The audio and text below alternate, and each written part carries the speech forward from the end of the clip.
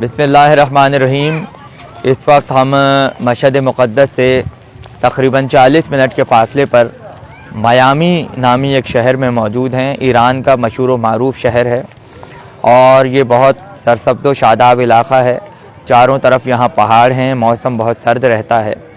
اور یہاں آنے کی وجہ یہ روضہ ہے جو آپ میرے سامنے دیکھ رہے ہیں۔ اس کے اوپر لکھا ہے السلام علیکہ یا یحییٰ ابن زید۔ یہ زید شہید کے فرزند امام زین العابدین کے پوتے اور محمد حنفیہ کے پرنواسے ہیں۔ حضرت یحییٰ کا نام تاریخ اور انساب کی کتابوں میں بہت زیادہ اہمیت کا حامل ہے، اس لیے کہ آپ بنی ہاشم کے ان نوجوانوں میں ہیں جنہوں نے بنو امیہ کے خلاف خروج کیا اور بغیر کسی بات کی پرواہ کیے ہوئے جو ہے وہ میدان جہاد میں آ گئے۔ ان کے بارے میں بہت تفصیل کتابوں میں ملتی ہے۔ آپ حضرت زید شہید کے فرزند اور محمد حنفیہ کے پرنواسے ہیں۔ آپ کی والدہ ریتا بنت عبداللہ ابن محمد حنفیہ ہیں۔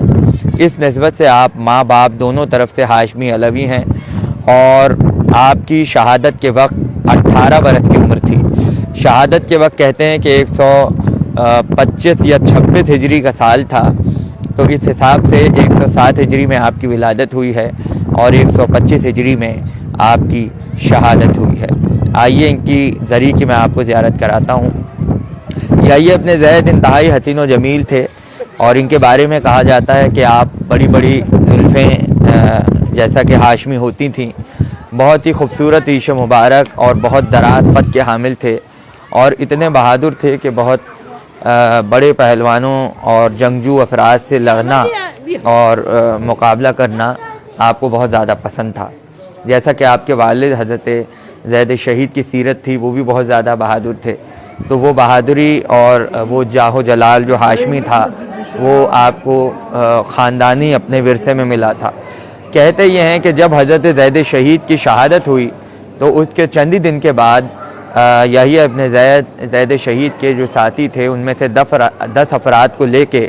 کربلا معلیٰ امام حسین کی زیارت کے لیے چلے گئے اور آپ نے امام حسین کی قبر پہ بہت گریہ کیا اور اس کے بعد یہ ارادہ کیا کہ آپ اپنے باپ کا انتقام بنو امیہ سے لیں گے۔ یہ ولید ابن عبد الملک کا زمانہ تھا۔ کہتے ہیں کہ کربلا سے جب وہ کوفے کی طرف آ رہے تھے تو کوفے پہنچنے سے پہلے ہی جو 10 افراد آپ کے ساتھ تھے انہوں نے آپ کا ساتھ چھوڑ دیا اور وہاں سے آپ بین النہرین سے ہوتے ہوئے مدائن گئے اور مدائن سے مختلف شہروں کا سفر کرتے ہوئے آپ خراسان پہنچے۔ جب خراسان آئے تو خراسان میں آپ کو قید کر لیا گیا۔ کچھ عرصے آپ بلخ کے زندان میں رہے اور وہاں اپنے بہت مشقت اور تکلیف کے دن گزارے۔ جب وہاں زندان سے رہائی ہوئی تو لوگوں نے عقیدت کا ایسا اظہار کیا آپ سے کہ کہا جاتا ہے کہ جس زنجیر سے آپ کو باندھا گیا تھا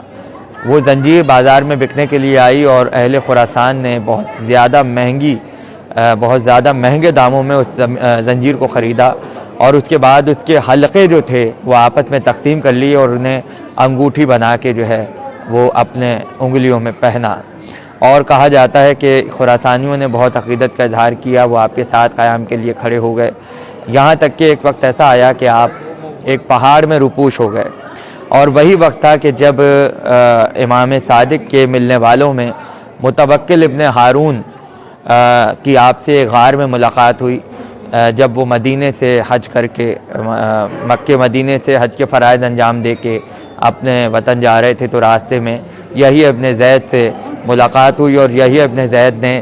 ان سے پوچھا کہ امام جعفر صادق کا میرے بارے میں کیا خیال ہے اور میرے باپ زید شہید کے بارے میں کیا خیال ہے۔ تو متوکل ابن ہارون نے انہیں ان تمام خیالات سے اور افکار سے آگاہ کیا تھا کہ امام جعفر صادق جو تھے وہ ان کے قیام کو پسند کرتے تھے۔ اس کے بعد یحییٰ ابن زید نے صحیفہ کاملہ کا وہ نسخہ کہ جو آپ کو زید شہید سے ملا تھا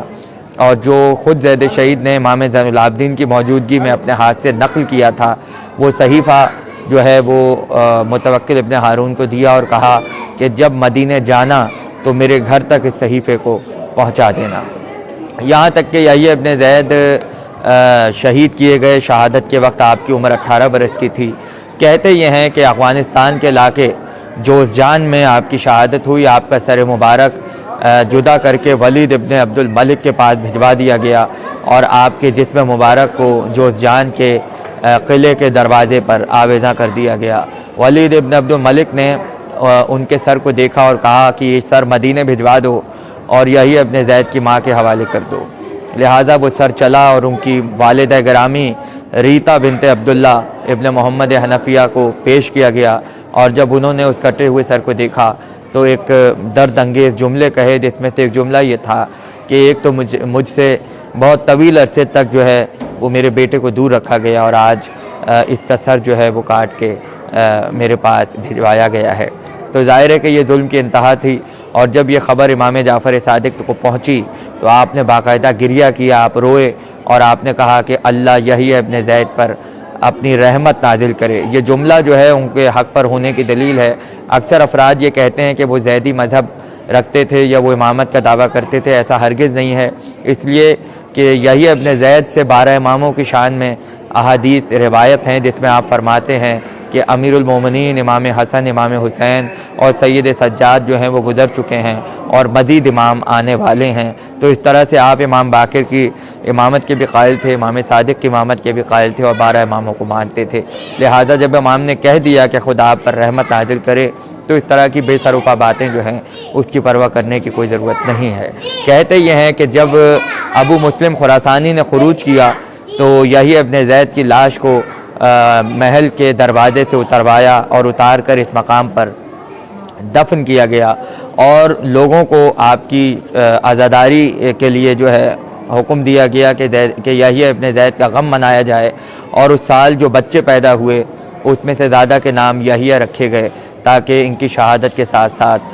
جو ہے وہ ان کی یاد کو بھی باقی رکھا جائے۔ تو یہ یحییٰ ابن زید ہیں، یہ ہاشمی جوان کے جو بہادر اور شیر دل جوان ہیں، ان کے روضے پہ ضرور آئیے۔ مشہد مقدس سے تقریباً 40 منٹ کے فاصلے پر ہے، اور یہاں آ کر